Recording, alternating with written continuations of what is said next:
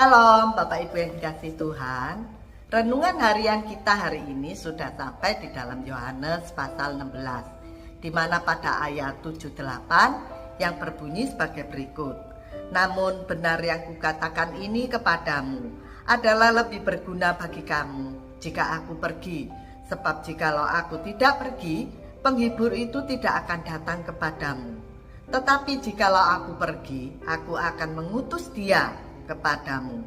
Dan kalau ia datang, ia akan menginjapkan dunia akan dosa, kebenaran, dan penghakiman. Bapak Ibu, kalimat sang penghibur yang datang itu ialah Roh Kudus.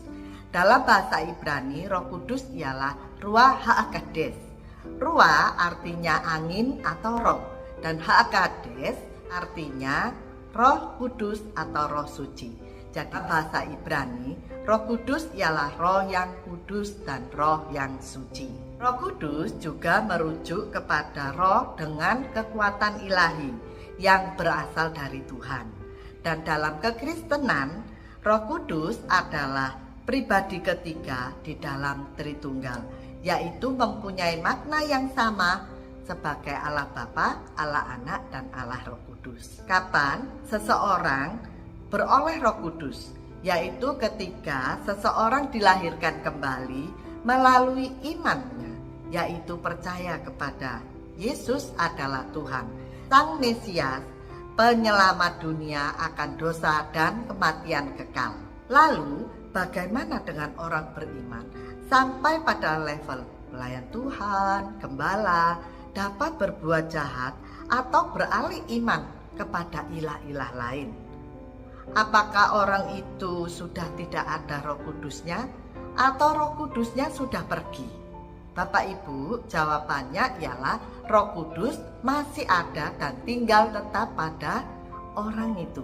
Sebab Roh Kudus akan tinggal tetap di dalam orang percaya ketika dia lahir baru.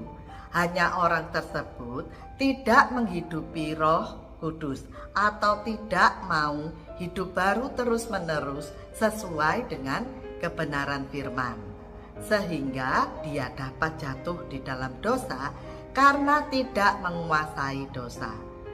Contoh yang saya ambil yaitu Tuhan Yesus. Dia sendiri sampai dicobai 3 kali oleh iblis, namun Tuhan tidak dapat berbuat dosa, sebab Tuhan Yesus menguasai dosa dengan menggunakan kebenaran firman-Nya. Bapak Ibu, kalau Tuhan Yesus saja bisa dicobai oleh iblis, bagaimana dengan kita?